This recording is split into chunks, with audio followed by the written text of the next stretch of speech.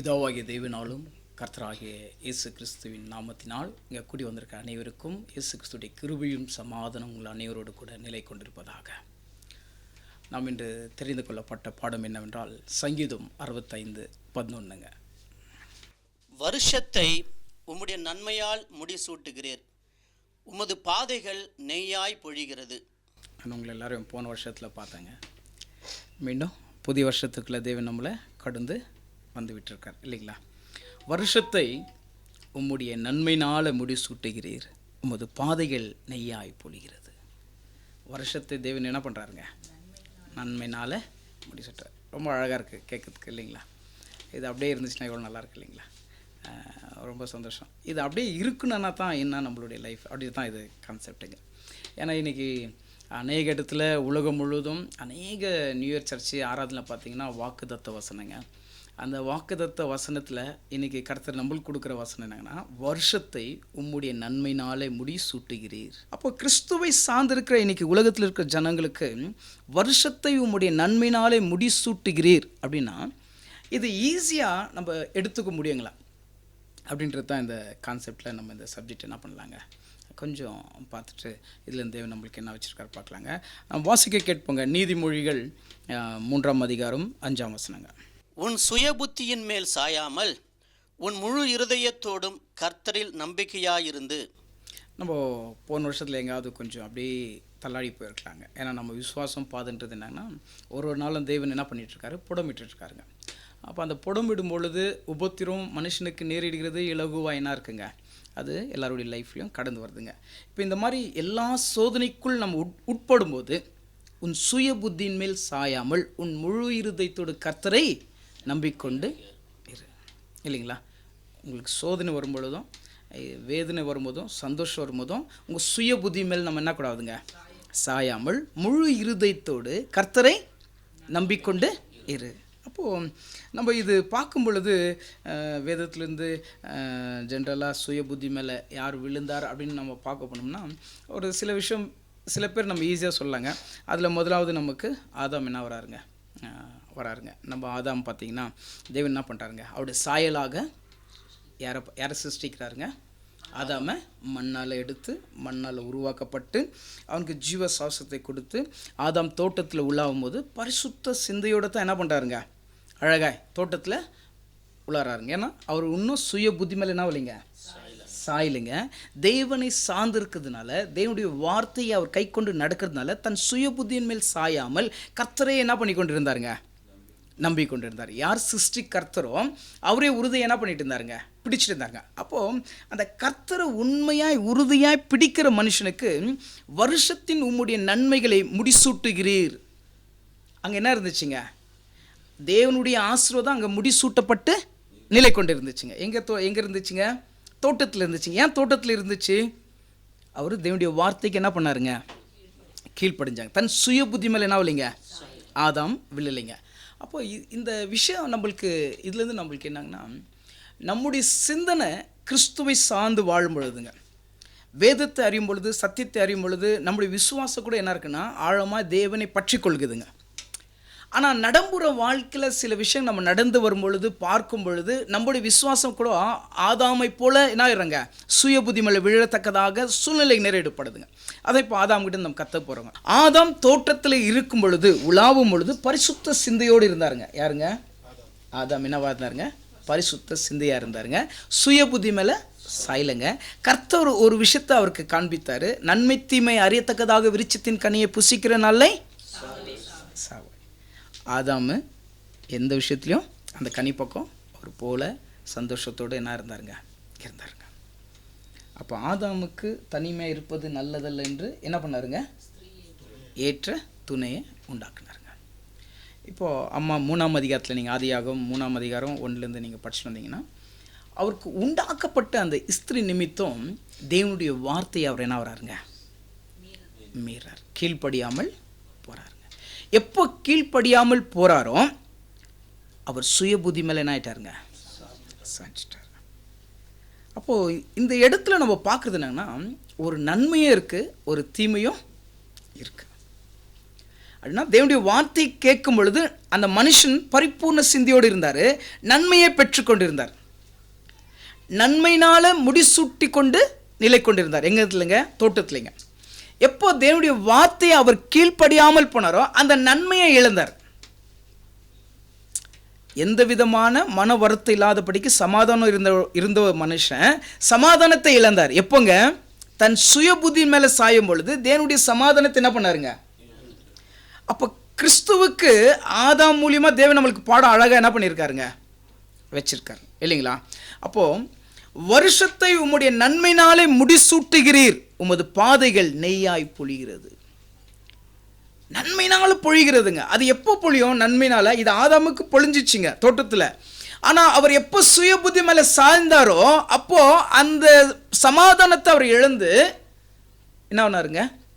தீங்குக்குள்ளாக கடந்து சென்றாருங்க.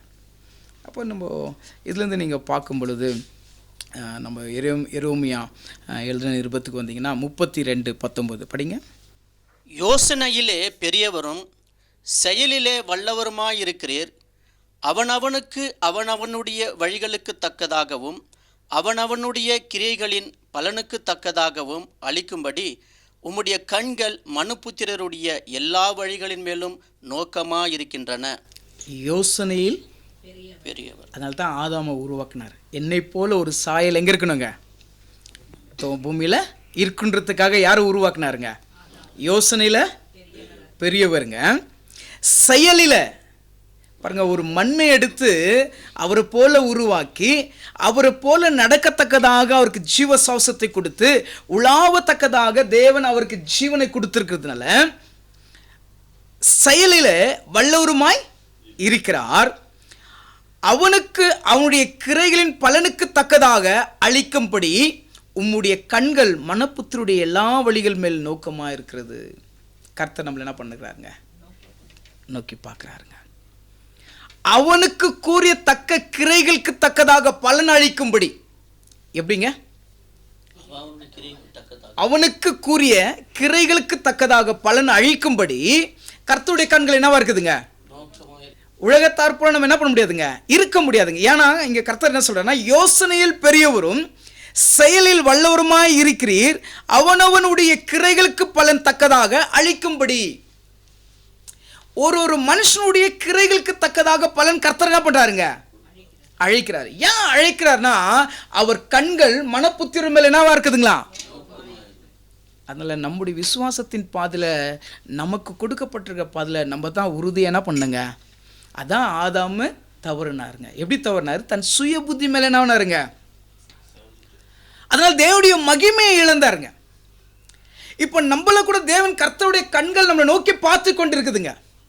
நானும் மற்றவங்கள போல சுய புத்தி மேல சார்ந்திருக்கிறேன்னா தேவனுடைய மகிமையை இழக்கிறேங்க. அப்படின்னா தேவனுடைய புத்திரன்ன்றது அந்த அந்த வார்த்தைக்கு தகுதி இல்லாதவன் நான் என்ன வரேங்க? விலகப்படுறேங்க.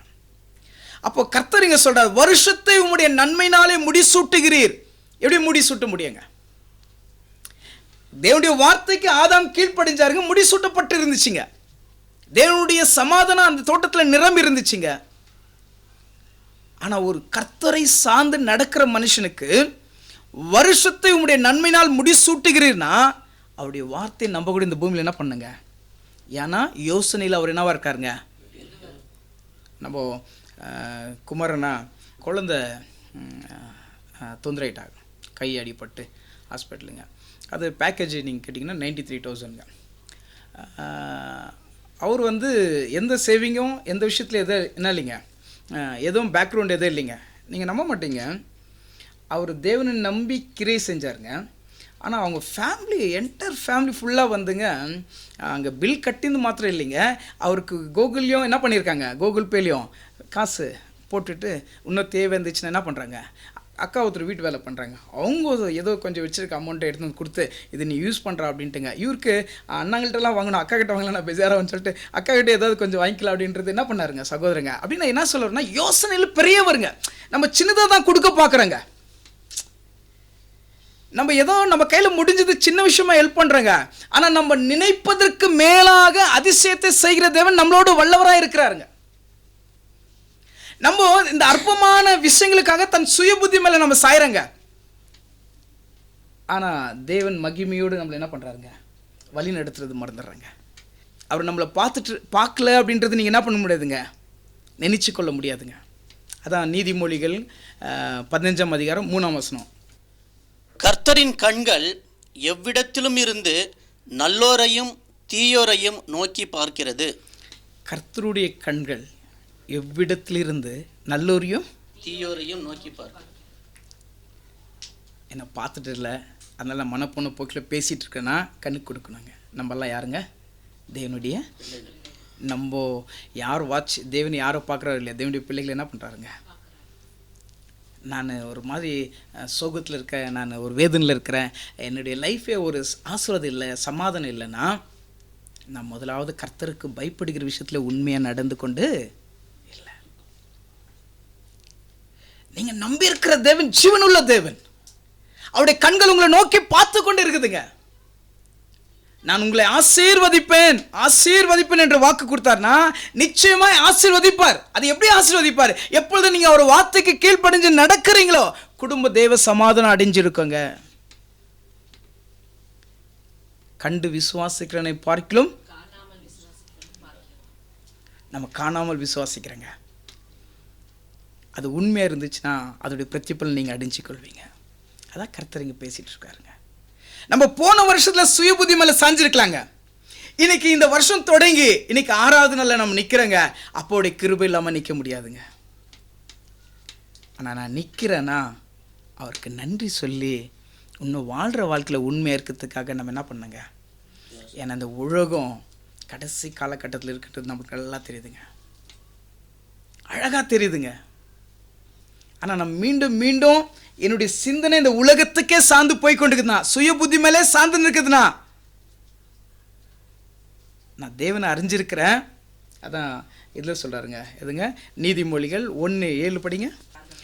மூடன் ஞானத்தையும் போதகத்தையும் என்ன பண்ணுறாங்க.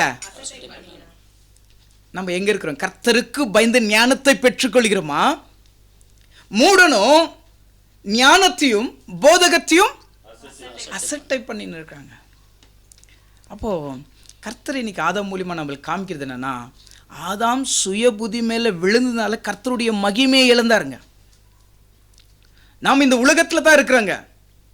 நம்முடைய சிந்தனை எதை சார்ந்து இருக்குதுங்க? அப்போ நான் கர்த்தருக்குரியது மேலானவைகளை நோக்கி கொண்டு இந்த கீழானவைகளை நான் நோக்கலன்னா கர்த்தருக்குரியதாக நான் தேடிக்கொண்டிருக்கிறதுனால வருஷத்தை உங்களுடைய நன்மையினால என்ன பண்ணுறாருங்க, நிச்சயமாக வாக்கு கொடுத்தவர்